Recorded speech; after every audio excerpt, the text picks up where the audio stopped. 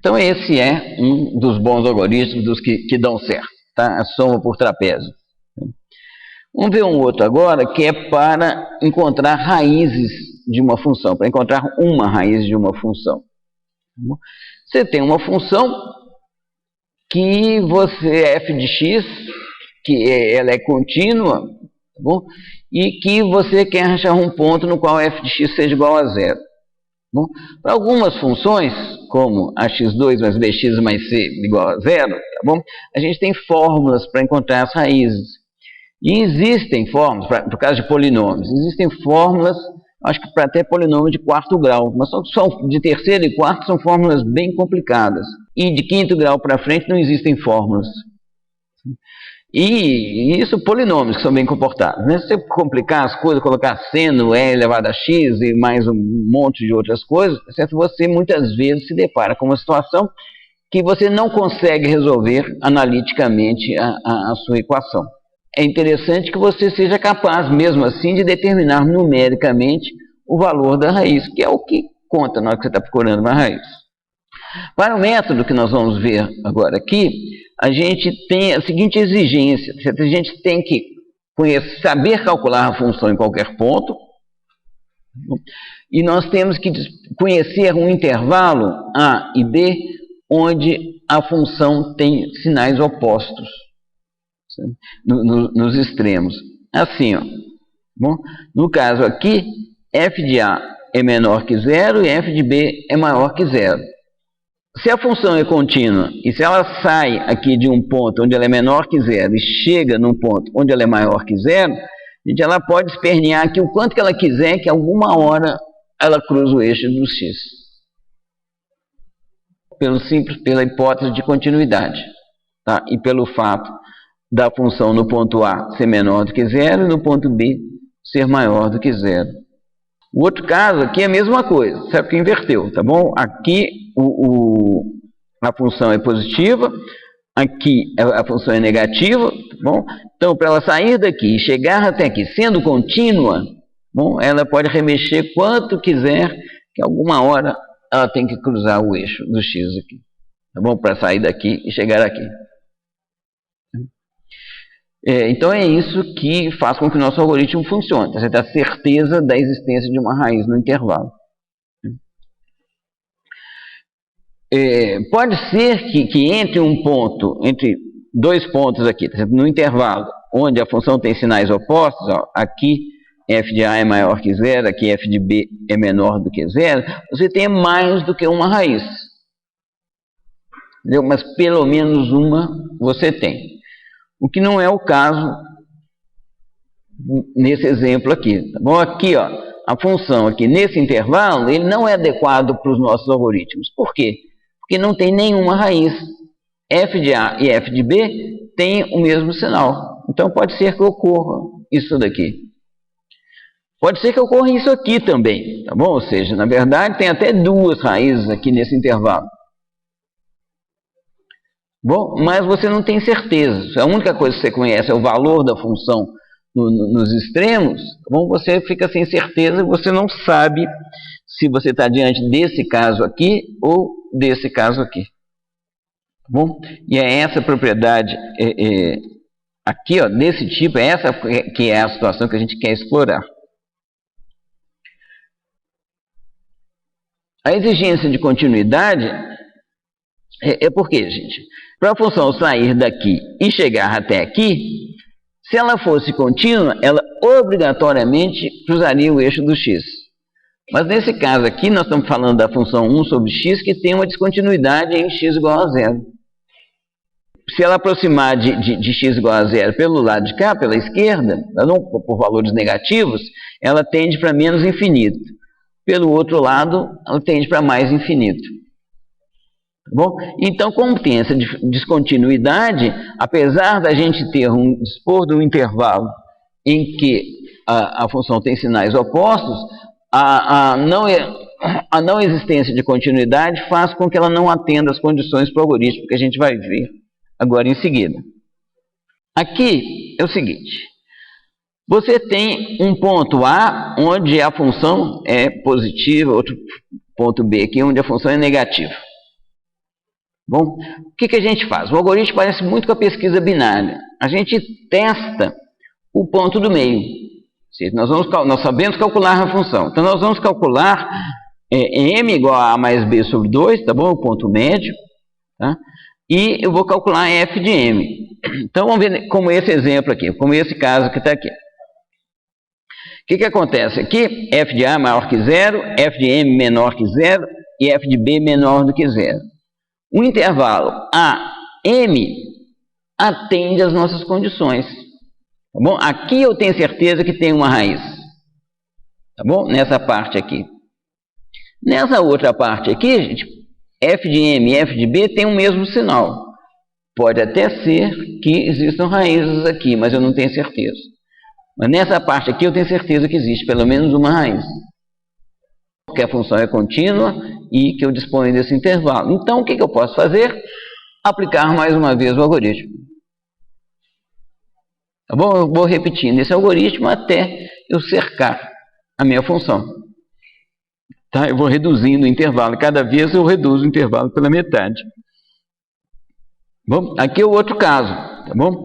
Eu tinha f de a maior que 0, f de b menor do que 0. Testei o f de m, onde o m é o ponto médio. E f de m deu maior do que 0. Então, esse intervalo AM aqui, ele não me atende.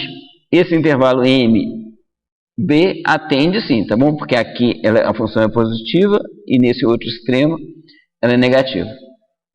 Tá bom? Repare que nesse caso aqui, ó, eu posso fazer A igual a M, se A for uma variável. Bom, assim como no caso anterior aqui, o que eu posso fazer? Depois que eu fiz esse teste, eu faço B igual a M. Bom, e passa a ter esse outro intervalo aqui. Aqui só um detalhezinho aqui, gente. Para você saber se f de A e de f de M é menor do que 0, tá bom? Você multiplica um pelo outro e vê se deu negativo. Tá bom? Para você saber se dois números têm sinais opostos, você multiplica um pelo outro. Se os dois forem negativos, o produto dos dois é positivo. Se os dois forem positivos, o produto é positivo. Mas se eles tiverem sinais invertidos, o produto é negativo. Tá bom? Isso é uma forma simples de você testar se a função tem sinais opostos. Que horas nosso algoritmo para? Ele para quando entrar a função igual a 0. Primeiro que a gente está trabalhando com cálculos que são sempre aproximados. Tá bom? Nós temos erro de aproximação, a função não é calculada exatamente, a gente tem um número fixo de bits para representar o resultado. Então, até que se a gente encontrar 0 mesmo, não quer dizer nada além da gente ter encontrado o 0 na representação de ponto flutuante de 64 bits. Tá bom? E não que a função mesmo seja 0 naquele lugar. E depois, o que acontece se a gente exigir que o valor seja muito pequeno, a gente pode entrar em loop, certo? Porque a gente nunca vai atender as coisas por razões que nós vamos ver agora aqui em seguida. Tá bom? Então, o que a gente faz? Você está diante de um problema. Você está calculando a distância entre duas galáxias. Tá bom? Então, a sua tolerância, se ela for de 4 anos-luz, tá bom? Está muito bom para esse cálculo. Tá? Agora, se você estiver trabalhando com tamanho de transistor num circuito integrado, a sua tolerância tem que ser de angstroms para baixo. Tá? Mas sempre, dependendo do contexto, você é capaz de dar uma tolerância, que é o tamanho do intervalo. Você vai reduzindo o intervalo a metade a cada vez, tá bom? Quando ele ficar abaixo da sua tolerância, qualquer ponto nesse intervalo serviria. Você diz que ele é raiz. Bom, então é assim que a gente trabalha, com uma tolerância do algoritmo. Aqui, gente, é o cabeçalho de uma função que se faria isso. É a função bissecal aqui, ó. O que ela recebe, gente? Uma função, bom, um intervalo e a tolerância. E ela produz R, que é a raiz. Tá bom? Ela vai conseguir produzir isso se f for contínua e a e b tiverem aquelas características da função ter sinais opostos nesses dois pontos. Para testar essa função, nós vamos precisar de uma função contínua, de um intervalo onde a função tem sinais opostos em seus extremos, tá certo? E de conhecer o valor de uma raiz nesse intervalo para a gente poder verificar o resultado. Bom, o exemplo que eu escolhi aqui foi E elevado a x multiplicado por seno de x. Bom, E elevado a x é estritamente positivo. Seno de x, de π em π, ele é zero. Tá bom? Então, o 1, 0 dele é exatamente quando x igual a π.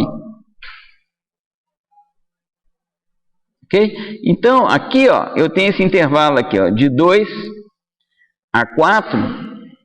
É um intervalo, porque aqui a função é positiva, no ponto 2, tá certo? Aqui a função é negativa, portanto, existe uma raiz aqui, e eu sei a resposta, para ver se o meu algoritmo está funcionando bem.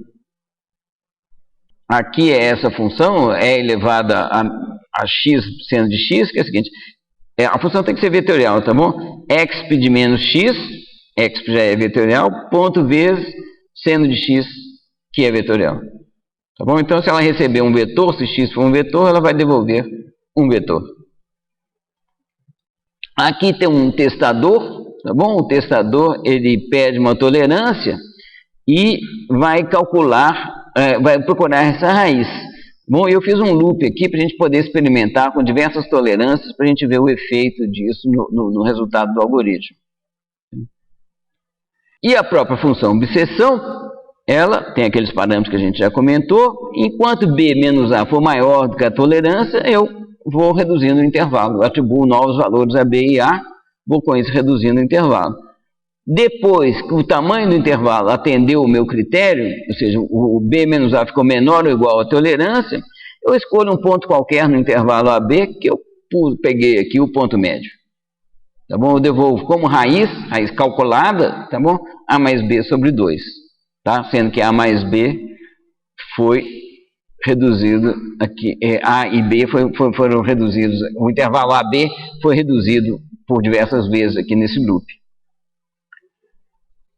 E a redução do intervalo é assim, ó, eu pego o ponto M e o ponto médio, tá bom? É A mais B sobre 2.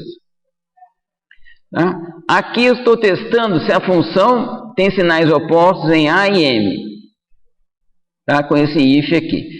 Se isso ocorrer, o intervalo A, M contém uma raiz. Então, eu posso pegar o B e arredar para a posição do M. Se a função no ponto M e a função no ponto B têm sinais opostos, bom, então, o que significa? O intervalo MB contém uma raiz e eu vou arredar o A para ele ser igual a M. Aqui está o programa que está testando, tá bom? Eu vou pôr que eu tenho que achar π, tá bom? Que é a resposta correta.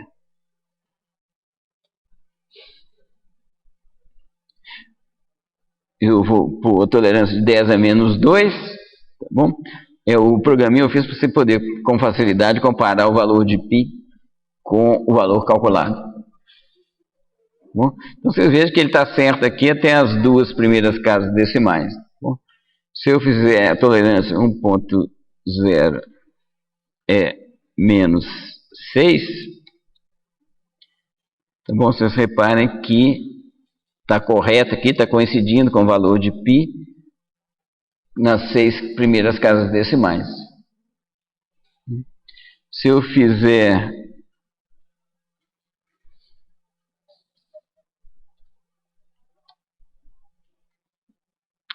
menos 15, tá bom? Ele coincidiu até aqui, tá? Até essa posição. Ok, gente? Então, o nosso algoritmo funciona, a gente encontra raízes. Tá? Eu vou fazer um experimentozinho aqui só para mostrar. Eu vou pôr aqui a tolerância 1.0 é menos 30.